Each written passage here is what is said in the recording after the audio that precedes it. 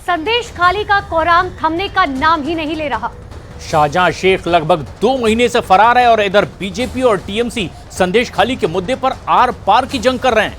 लेकिन इन सब के बीच में सबसे बड़ा सवाल यही है कि आखिर संदेश खाली कांड का मास्टरमाइंड शाहजहां शेख है कहां पर, और अभी तक ममता सरकार ने उस पर सख्त एक्शन आखिर क्यों नहीं लिया है।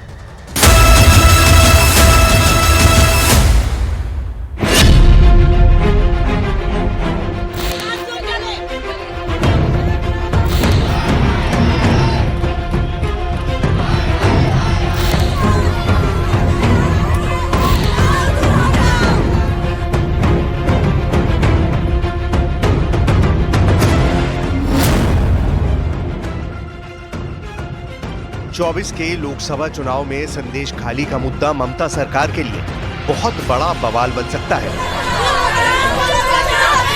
संदेश खाली का दबंग टीएमसी का नेता और सीएम ममता बनर्जी का करीबी शाहजहां शेख इस वक्त बंगाल का वो गदर बन चुका है जिसमें बीजेपी, कांग्रेस और लेफ्ट पार्टियां भी टूट पड़ी हैं। संदेश खाली में महिलाओं से रेप और जमीन पर जबरन कब्जे के आरोपों के बाद से जबरदस्त प्रदर्शन हो रहे हैं। लाठियों के साथ महिलाओं ने मोर्चा खोल दिया है। बंगाल बीजेपी की महिला ब्रिगेड ने संदेश खाली के बॉर्डर पर ममता सरकार की बखियां उधेड़ना शुरू कर दी है। पश्चिम बंगाल में राष्ट्रपति शासन की सिफारिश एनसीएससी कर चुकी है और ये सब कुछ हो रहा है एक ऐसे शख्स की करतूतों की वजह से जो टीएमसी का फरार नेता शाहजहां शेख है। शाहजहां की कुंडली में भाई का जाल। अब आप ये भी जान लीजिए कि आखिर शाहजहां शेख टीएमसी के लिए जरूरी नेता अभी तक क्यों बना हुआ है। क्यों संदेश खाली में टीएमसी की पूरी सियासत शाहजहां शेख के इर्द गिर्द सिमटी हुई है।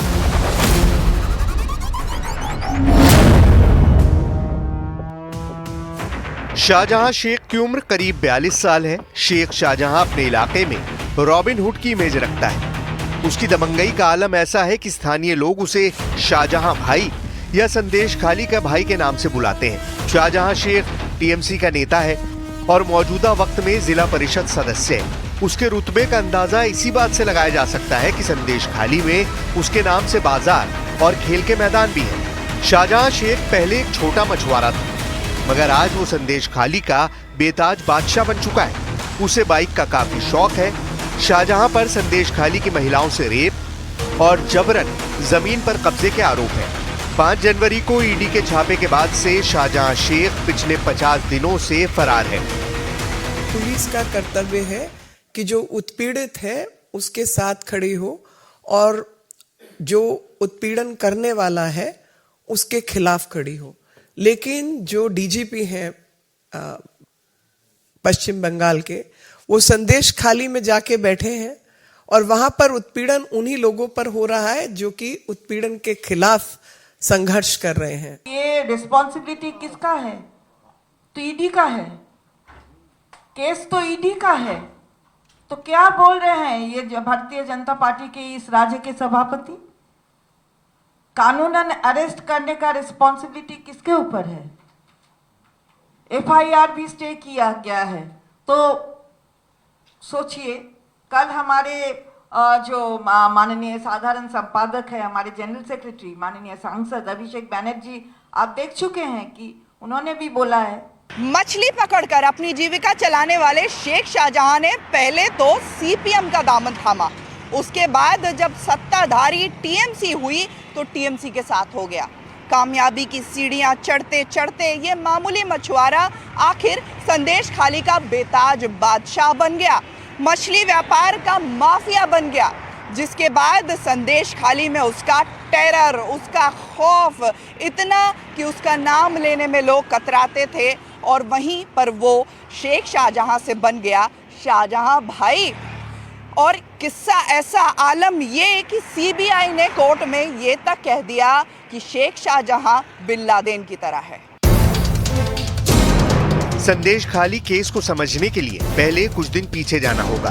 करीब 50 दिन पहले ईडी ने बंगाल के संदेश खाली में टीएमसी नेता शाहजहां शेख के घर पर छापेमारी की थी। इस दौरान 5 जनवरी 2024 को शाहजहां शेख के समर्थकों ने ईडी की टीम पर हमला कर दिया था। तब से ही शाहजहां शेख फरार है। ईडी की टीम पर हमले के बाद ही शाहजहां शेख के कांड की खबर सामने आई, जब महिलाओं ने सामने आकर कहा कि कैसे उसने और उसके समर्थकों ने महिलाओं का यौन उत्पीड़न किया और गरीबों की जमीनें हड़पी। 7 फरवरी से ही संदेशखाली में महिलाओं का आंदोलन जारी है और शाहजहां शेख की गिरफ्तारी और उसके समर्थकों पर एक्शन की मांग हो रही है। वो छुपाना चाहते हैं कुछ के जो सामने आने से उनको दिक्कत होगा, इसीलिए किसी को जाना अलाउ नहीं। ओनली टीएमसी जो के लीडर्स है वो जा सकते हैं और पुलिस जा सकती है, और पुलिस को देखते ही जनता भड़क जा रही है क्योंकि पुलिस की उपस्थिति में अत्याचार हुआ। तो टीएमसी कोशिश कर रही है कि जैसे भी हो मूल समस्या से लोगों का दृष्टि घुमाने के लिए, डाइवर्ट करने के लिए कोशिश कर रही है। जो लोग आंदोलन किया था वो लोग हमारा साथ है। ये उसका आंदोलन तो ममता बनर्जी का खिलाफ नहीं है, उसका आंदोलन है लोकल कुछ लीडरशिप था। तो वो जो लोकल लीडरशिप था वो तो जेल का अंदर है। इस वक्त पश्चिम बंगाल का संदेशखाली सियासी कोहराम का गढ़ बन चुका है। उत्तर 24 परगना के संदेशखाली ब्लॉक में बवाल जारी है और महिलाएं लगातार प्रदर्शन कर रही हैं। एक तरफ संदेशखाली की महिलाएं अपने परिवार वालों के साथ आरोपियों और टीएमसी नेताओं के घर और संपत्तियों पर हमला कर रही हैं, तो वहीं दूसरी तरफ बीजेपी की महिला ब्रिगेड को बंगाल पुलिस ने संदेशखाली अब तक नहीं जाने दिया है। ऐसे हालात में अब संदेशखाली की हिंसा पर बीजेपी और टीएमसी आमने सामने आ चुकी हैं। 17 से ज्यादा दिनों से संदेशखाली का गदर अब और तेज होता जा रहा है। पहले आप जरा ये तस्वीरें देखिए। संदेशखाली के बेड़मजूर में फिर से गुस्सा और हिंसा भड़क चुकी है। आरोप है कि संदेशखाली के लोगों ने टीएमसी नेता अजीत माइती के घर पर हमला किया, उसकी संपत्ति को नुकसान पहुंचाया और उसे जमकर पीटा। आरोप है कि संदेशखाली के लोगों ने उस पर साजिश के तहत हमला किया है। खबरों के मुताबिक टीएमसी नेता अजीत माइती के घर पर हमला करने वाले उन्हें पीटने के आरोप में पुलिस ने कई लोगों को हिरासत में लिया है। बीजेपी महिला मोर्चा की अध्यक्ष फाल्गुनी पात्रा जब मौके पर पहुंची तो महिलाएं पुलिसिया कार्रवाई को लेकर रो पड़ी।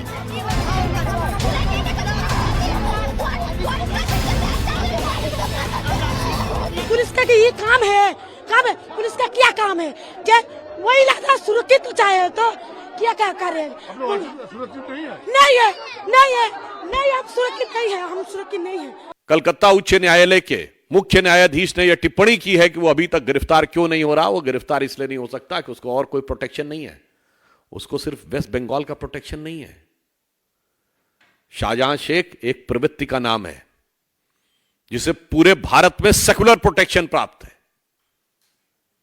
कि एक पर्टिकुलर मानसिकता है जो कितने भी प्रकार के अपराध कर ले, आतंकवाद कर ले, दलित आदिवासी महिलाओं को प्रताड़ित कर ले, मगर उन्हें सदा सर्वदा प्रोटेक्शन प्राप्त रहता है और उसे हम कह सकते हैं कि वो एक सेकुलर प्रोटेक्शन है। आज हम आपको बताएंगे कि पश्चिम बंगाल के एक छोटे से गांव संदेशखाली में रहने वाला एक मछुआरा कैसे बन गया संदेशखाली का शाहजहां भाई।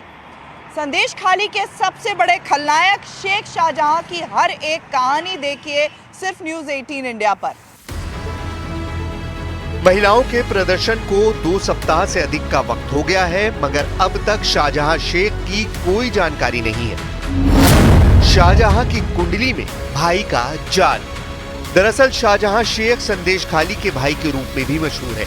ईडी उसके खिलाफ 4 समन जारी कर चुकी है, मगर वो अब भी पुलिस और एजेंसी की गिरफ्त से काफी दूर है। शाहजहां शेख और उसके समर्थकों पर आरोप है कि महिलाओं की सुंदरता को देखकर उनका उत्पीड़न करता था। उसने अपने गुर्गों के दम पर अपना साम्राज्य कायम कर रखा था। शाहजहां शेख के गुनाह में उसके 2 साथियों ने जमकर साथ दिया है। आरोप है शिबू हाजरा और उत्तम सरदार ने उसके इशारे पर संदेशखाली को अपनी बपौती बना लिया था। शाहजहां शेख के साथ साथ इन दोनों पर भी महिलाओं से रेप और जबरन जमीन पर कब्जे के आरोप लगाए गए हैं। अब तक इस मामले में 18 लोग गिरफ्तार हो चुके हैं। पहले तो विधानसभा में मुख्यमंत्री ममता बनर्जी ने ये कहकर विवाद छेड़ दिया कि संदेशखाली आरएसएस का बंकर बन गया है और बाहर से वहां लोगों को ला करके मुंह ढककर बात कराई जा रही है, जिसके बाद महिलाओं का गुस्सा फूटा तो टीएमसी थोड़ा सा बैकफुट पर आई। पहले तो ये घोषणा हुई कि जिसकी जमीन या जिसके पैसे बकाया हैं वो सब उन्हें वापस मिलेंगे। टीएमसी ने वहां पर शिकायतें सुनने के लिए कैंप भी लगाया, लेकिन उसके बाद भी विरोध का दौर चलता रहा।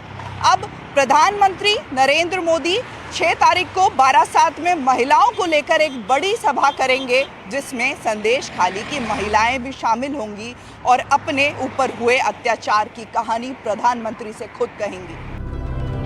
संदेश खाली कांड को लेकर बीजेपी ममता सरकार पर हमलावर है।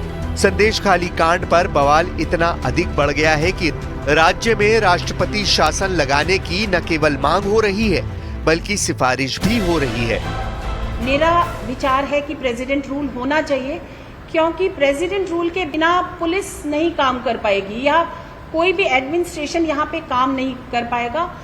अभी तक अगर बचाया जा रहा है शाहजहां को, तो वो इसीलिए क्योंकि वो किसी ना किसी पॉलिटिकल पार्टी में है, इसलिए उसको बचाया जा रहा है। ऐसा नहीं है कि पुलिस अरेस्ट नहीं कर सकती। जब भी यहाँ पे महिलाओं पे प्रॉब्लम आती है, मैं आती हूँ यहाँ पर, मैंने तब भी बार बार कहा है कि महिलाएं यहाँ सुरक्षित नहीं होती। अगर सरकार से हटकर किसी का विचार है तो वो सुरक्षित नहीं है यहाँ पर। या तो आप उनके साथ चलिए या आप फिर ये सब भोगिए। संदेश खाली का डॉन कहे जाने वाला शाहजहां शेख मछली पालन और ईंट भट्टों का कारोबार चलाता है। हालांकि इन कारोबार के साथ साथ वो 2004 में यूनियन का नेता बन गया और राजनीतिक जान पहचान बढ़ाने के साथ ही सीपीएम में शामिल हो गया।